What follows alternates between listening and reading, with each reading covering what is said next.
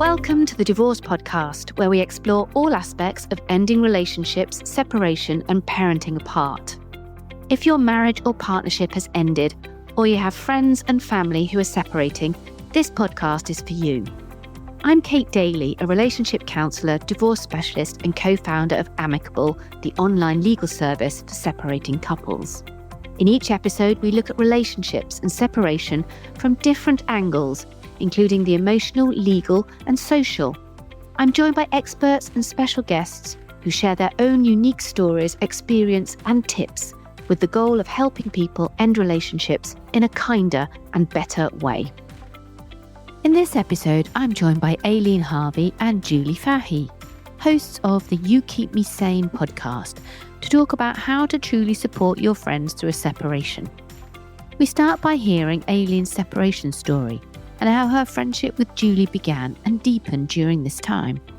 They share how Julie supported Aileen not by offering solutions, but by simply listening, and why that kind of steady presence can mean everything. Aileen and Julie also explore what makes a great friend during life's hardest moments and the surprising power of long voice notes. They finish with their best tips from both perspectives on how to show up with care, patience, and love when a friend is going through a separation. Just a trigger warning, there's a brief mention of physical injury right at the start.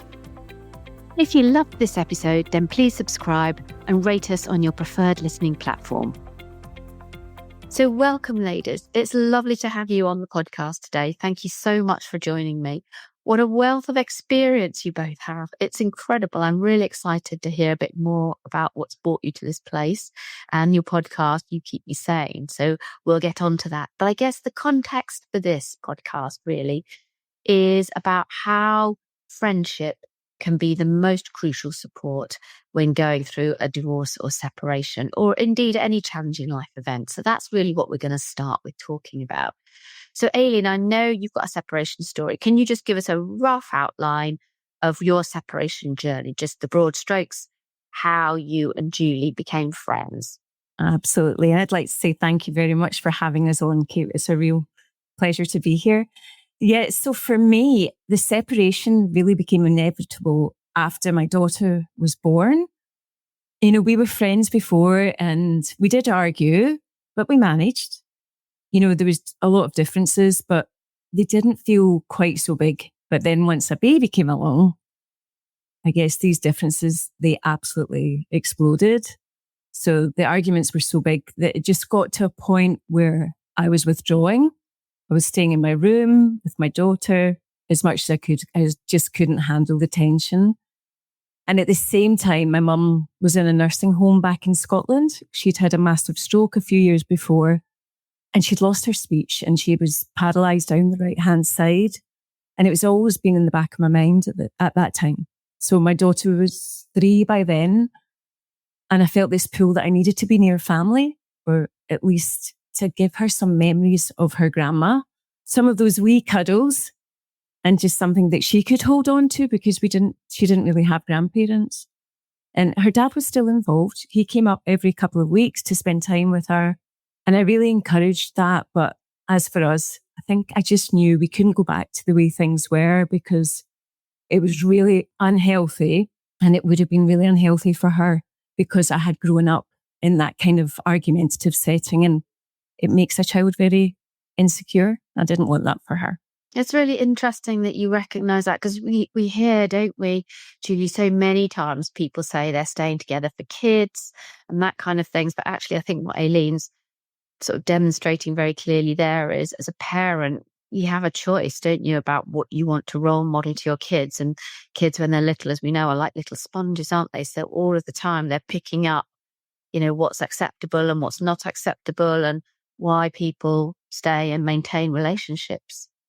Yeah, absolutely. I think when kids are in the picture, it does make you really analyze your decisions and make braver decisions perhaps, but equally it can go either way. You know, I do know people who stay for the sake of the kids because they think it would be too difficult. But Aileen, I think from her childhood, had seen the kinds of repercussions of living in the environment without that. So I guess that, you know, really helped. But it didn't come without, grief, obviously, in terms of just analyzing that decision, or analyzing not necessarily the decision, but the way she, the different choices she made after the decision, or should she do this or should she do that? I mean, it comes with so much mental baggage making that kind of move, because you second guess yourself, you rehash stuff, you wonder what if, you don't, it's huge. It's really huge and tough, no matter whether you're the one that made the decision or not, Well, it's a good point. Like you say, you don't have to get to live out the alternate consequences, do you? So you're always guessing about whether it was the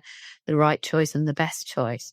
But tell me how the friendship between the two of you developed. Oh, we met through a mutual friend in a park in London. And it was just one of those moments, it was instant click. We both love travel. And we just, it was something really special between us.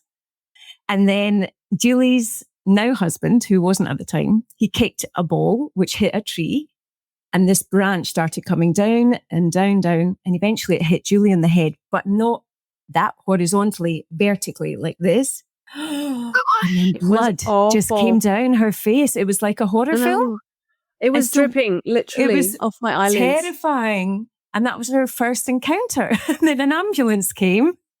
Yeah, and then we didn't see each other for a long time. I found out I was pregnant and I had the baby. And then I saw you just as you were leaving the country to Thailand. But we never actually properly connected until she'd left the country, weirdly.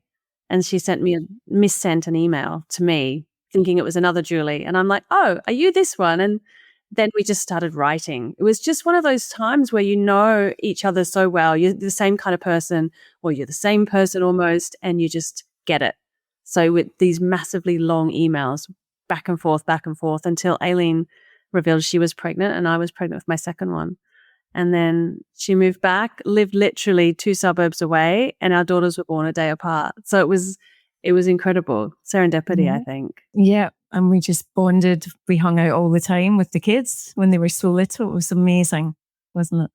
Yeah, it was amazing. And then Aileen moved to Spain and, first to all over the shop, Bali, and then Scotland and Spain.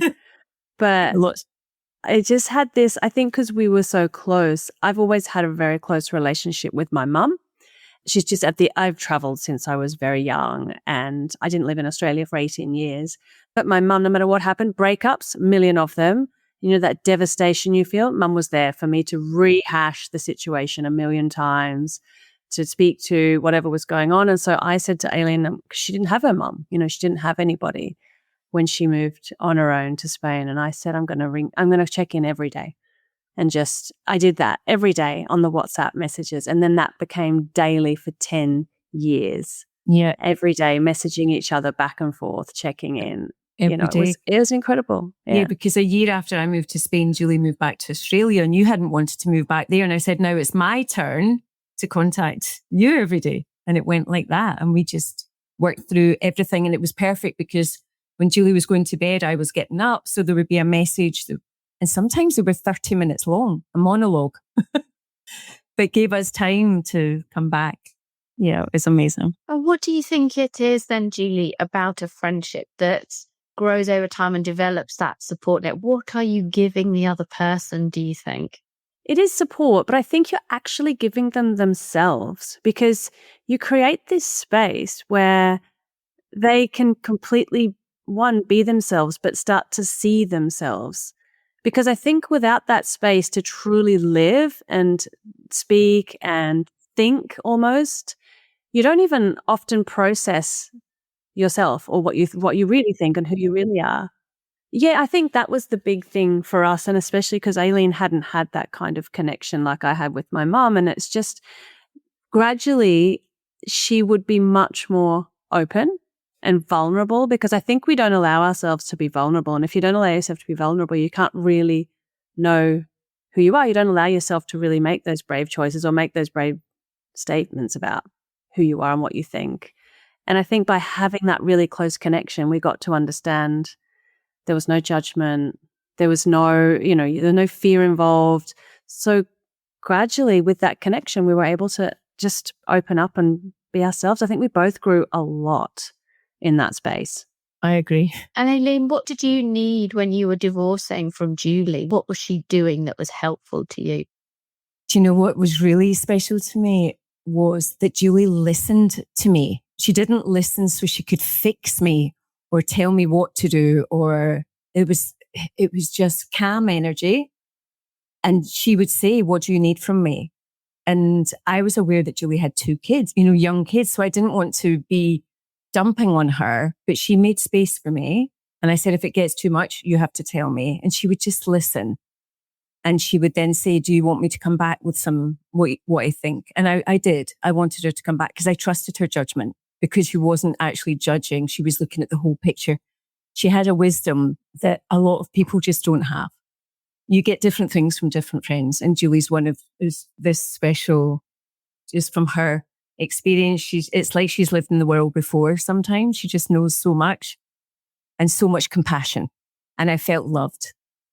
And I really needed love at that time. And I didn't have a lot of that around me. And so she gave me all of those things. I think I could cry when I talk about this. You give me those things too.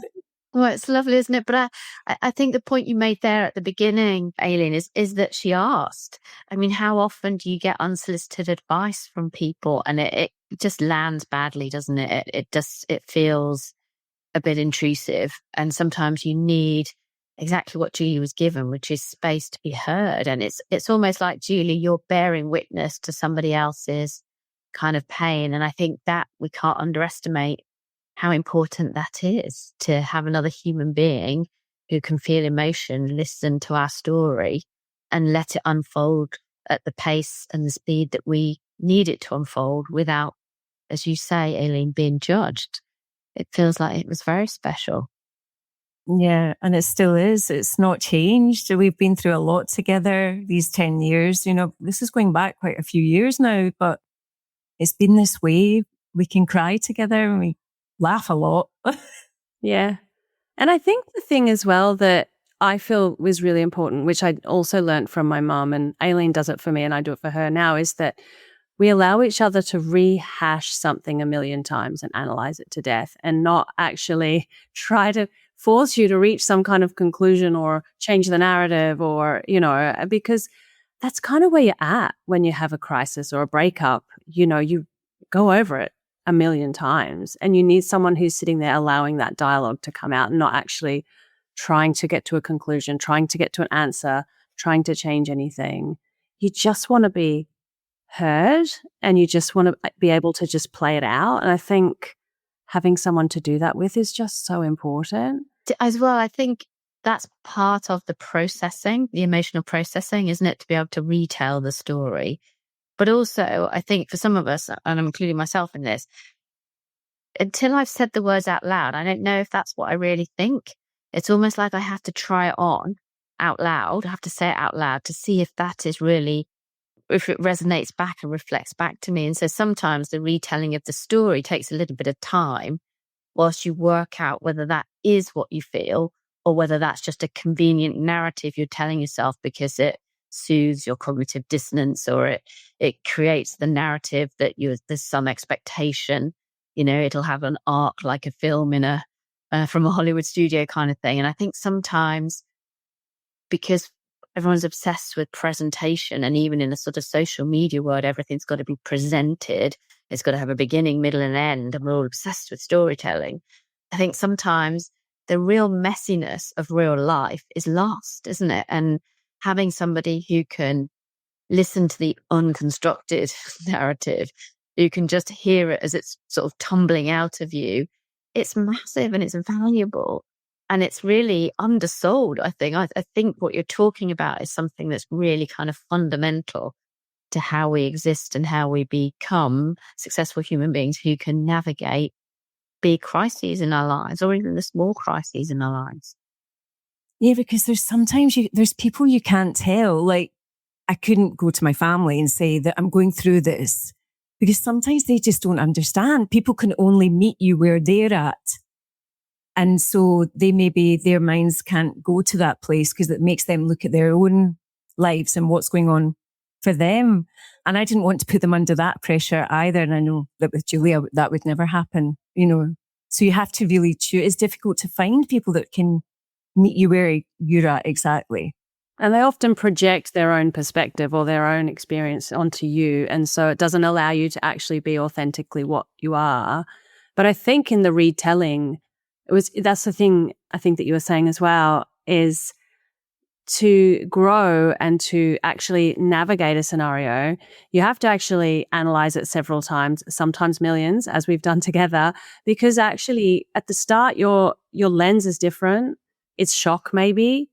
And then next you might be having the lens of grief. Then you might be having the lens of regret. Then you might be having the lens of, and so it's kind of going through all of those iterations until you can finally feel at peace with it, let go of it, whatever Or pull it all of kind of those is. strands together, can't you? You have to the lenses have different depths and what have you. You've got to sort of just let them all come together once you've been through each phase and say, okay, this is where I think I am. But even then it changes, doesn't it? You look back in 10 years and you feel quite different about something potentially, and not necessarily better about it, but you just feel different because you've got another lenses. Absolutely. Because I felt a lot of shame and guilt, all of those things, because, for what could have been and also for leaving a child without a dad, as people would see it. I know that why it happened, but 10 years on, hand on heart, say it was definitely the right decision. And I hope that most people feel like that 10 years on, but it's not always the case. But I think as well, you lose yourself right often in a relationship, whether it's good or bad. You lose who you really are. And so your compass is kind of off kilter. And so sometimes you can take all of this processing to get you back. And I think that's the job of a friend as well, that they need to help to gently remind you of who you are before the relationship, because that's part of the support process as well. So there's the allowing of all of this rehashing and analyzing and stuff to go on, and the emotions to evolve and change. But then also, I think that's another job of the friend, is to just gradually remind you of who you are again, because you do lose yourself regardless, I think, of what the relationship was like, because you've changed. You're living in as a reaction in a lot of ways within a relationship. And so when you go through a breakup, when you get out the other end on your own, you're kind of like disorientated and you lose your grounding. So I think that's why if a friend can help you through that, then you get to the other end. And then like Aileen, now 10 years on, she's feeling more herself. She can look back now and go, oh yeah, absolutely. If I was myself, I would have made that decision. But at the time, you're not quite in that person yet. It's interesting that you're using that sort of friendship thing as almost like a mirror metaphor, isn't it? That you're reflecting back the person's true self so that they can get a grip of where they are, who they are, and it helps them to make important decisions when they're feeling like themselves rather than, as you say, disorientated, discombobulated, or whatever after the breakdown of a relationship and the re-emergence of the self. Because we know, don't we, that's one of the key sort of tasks you do when you end a relationship is to get back that self-identity, because the identity you've had as part of a couple is quite different to that identity you have when you're on your own. So I think it's a really interesting way of looking at it. Aileen, do you think there are certain qualities that a friend should possess? Or do you think that's too crude a way of looking at it? Oh, no, I think that's a perfect way of looking at it, because we change so much over the decades and you learn so much about yourself. And both of us have lived in so many different countries and cultures and experienced so much of life. And I've been through deaths of parents. It changes you, who you are. And actually, we talk about this a lot. We don't like having small talk. You might have been able to do that in your youth. But now it's for us, it's got to be deep and meaningful. And any friendship has to have this. For me, I'm a one-on-one person. I'm not very good in groups. I like to find out exactly what's going on for you. And Julie is more like that as well. And I feel that kind of depth. It's real, it's honest, it's authentic. It's got to be authenticity for me is a massive thing. And like you were saying earlier, Kate, like a lot of the things in social media, and it's not always like that, and it's to find people who are authentic like yourself. It just, you have to embrace that, but it's not easy to find. And most of our friends are all over the world. They're not just, like when my mum was growing up, it was friendships within 2 or 3 miles. But nowadays it's different, but it's not about how often you speak or how often you see each other. It's about how you feel when you speak to someone.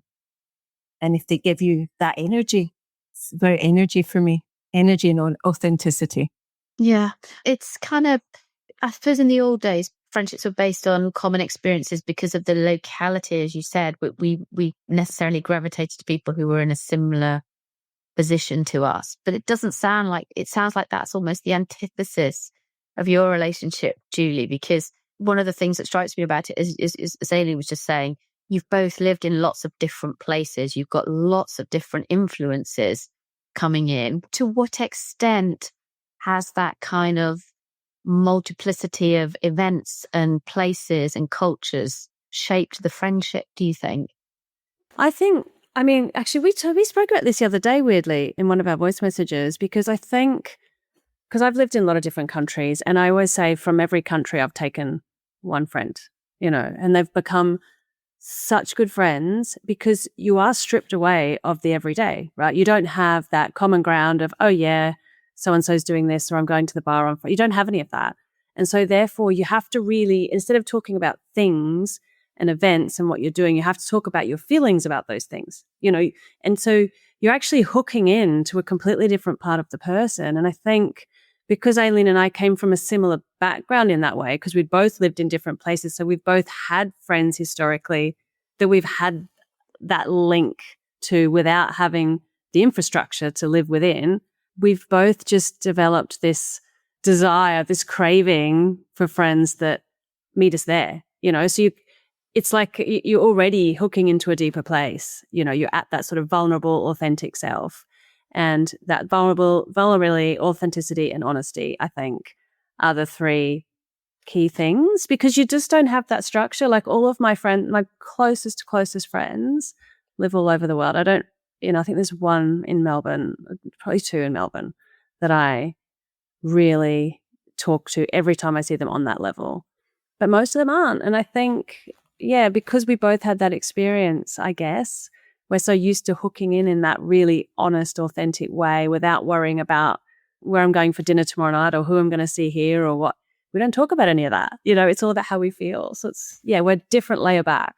And when you were helping Aileen specifically with the divorce side of things, when her relationship was breaking down, did you struggle ever to connect with her, being in different time zones and being all over the world and that kind of thing? Does that have an impact on how you speak to somebody? Because I sometimes feel quite conscious that when I'm speaking, like you're on nighttime now, aren't you, Julie? And I'm just getting up in the middle of the day, and therefore, am I in an emotionally different space to you because of the time of day and that kind of thing? And I often wonder about that, whether that has an impact. Did you find that had an impact?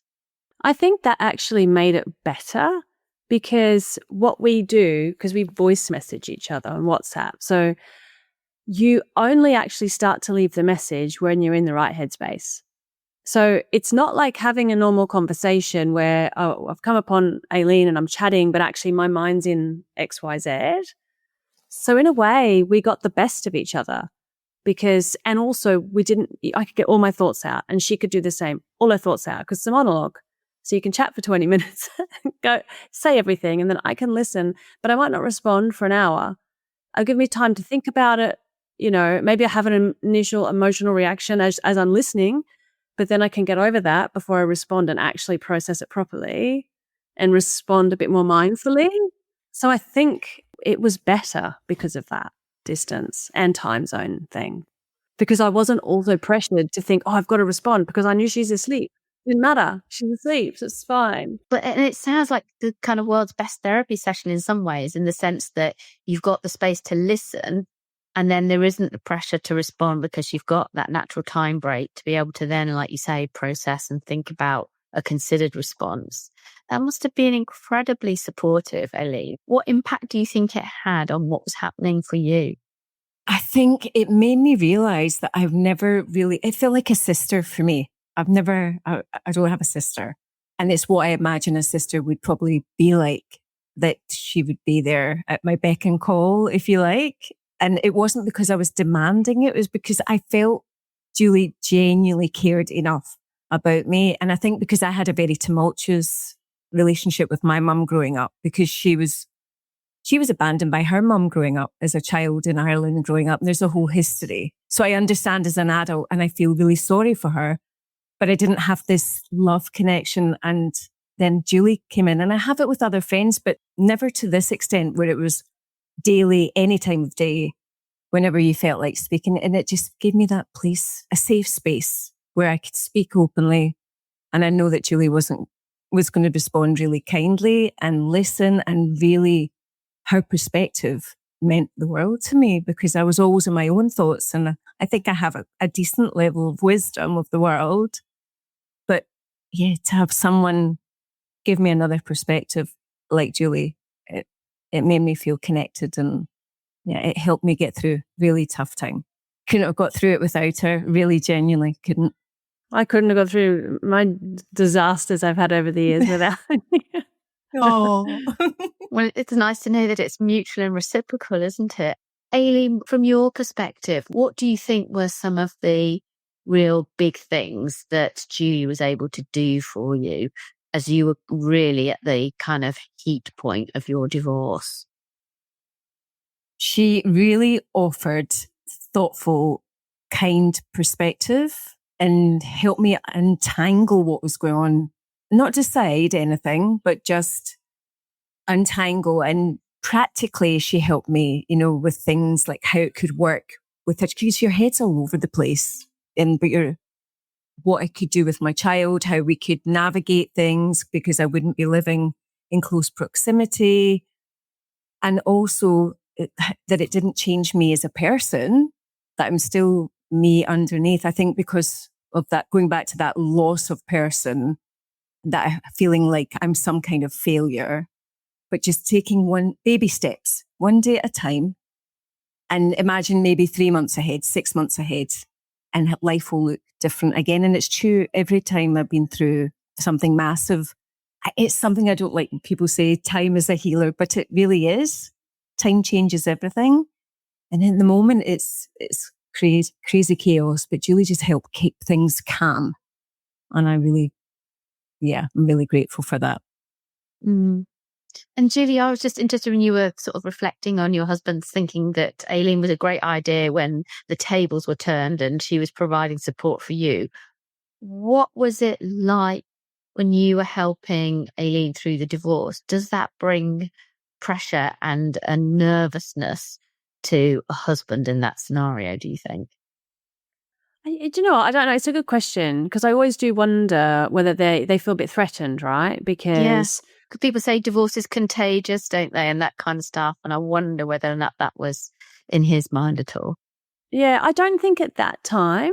I don't think so, because of where we were at in our, where our kids were little, we were, I don't know. But I do think that is a thing. Absolutely. I think a lot of men feel threatened by that sort of thing, because I think that's part of the whole, the package when men are not so emotionally articulate, because when you then start to talk about stuff with other people, that is a big threat, because they know they can't meet you there. They don't want to talk about things. There might be some scary things they don't want to talk about. So I've always tried to just be very open and just say what I'm thinking or feeling. And I think that helps, because then they're not feeling, I can confront that and I can say, talk about something that might have happened with Aileen or with a friend, but then I'll relate it back to us and I'll say, this would be different with us. So that you can kind of bridge that for them, because I think it is a thing. It definitely is a thing, but we didn't come across that, luckily. I think he's so honest about who he is and his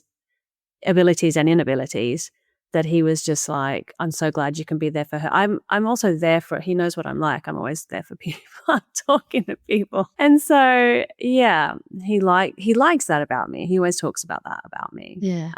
Calls so me you're the family underselling it a therapist, bit, but because you made a point there, which was that you talked about it. So I think a lot of people would shy away from that and would just pretend they're in such a different boat that this is not something you need to talk about.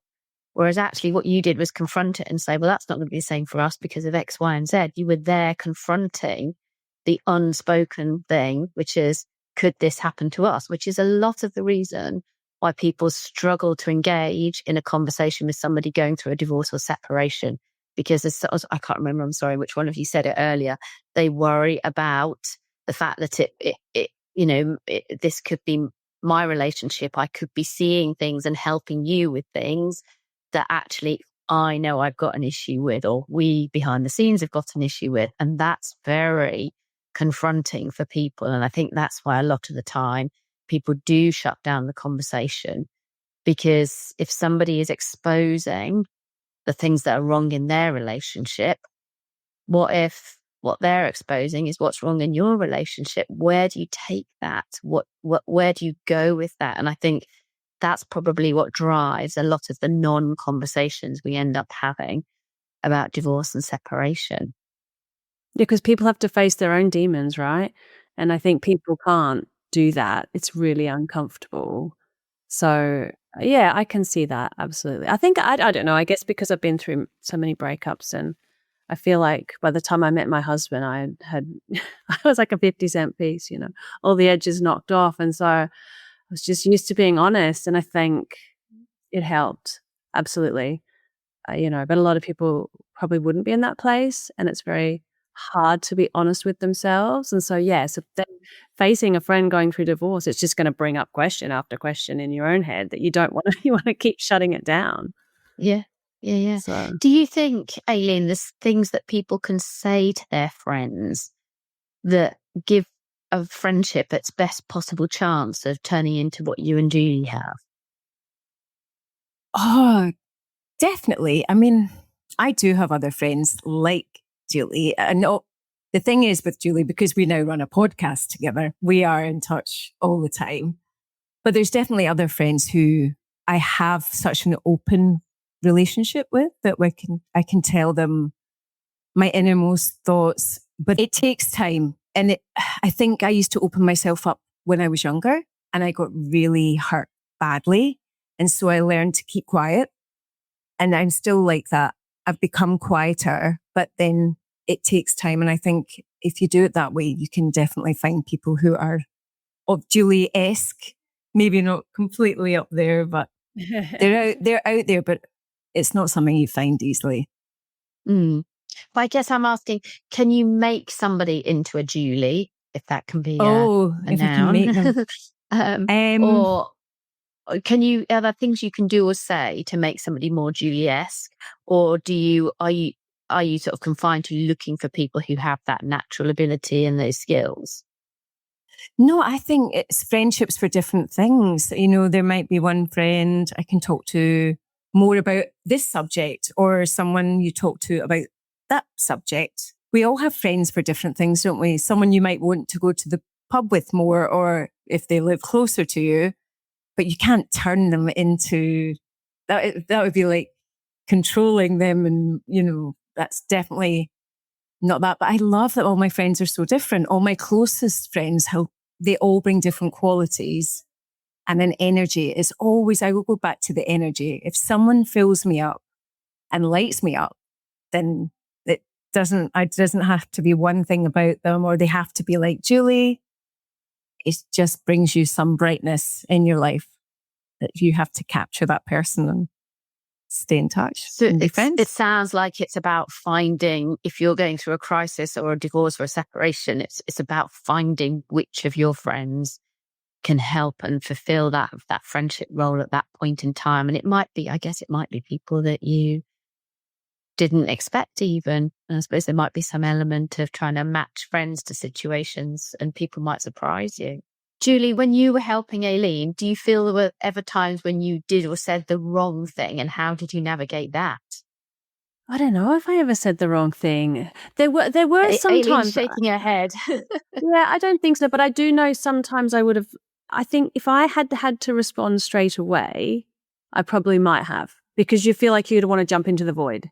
You want to fix, or you want to make sense of something, or and I know that having the space to think about it before responding allowed me to not do that, because I could see that and go, okay, no, that's just me wanting to fix it, or that's just me wanting her to feel better, or me feeling uncomfortable. So so I think that was the beauty of it, that we had that time lag. And so you don't end up saying things that you probably shouldn't have, because you've got the time to think about it. But I'm not really one for giving advice as such, so maybe that helped. Like I'm more, I think like Aileen said before, the sort of I'm quite good at just being logical, and so I can pick something apart and present it back to someone. So I could do that because, like Aileen was saying, you're in the thick of it. You can't think straight sometimes. And so I could hear everything and I could sit there and go, okay, she can't quite see this, this, and this. So I'll just replay that back.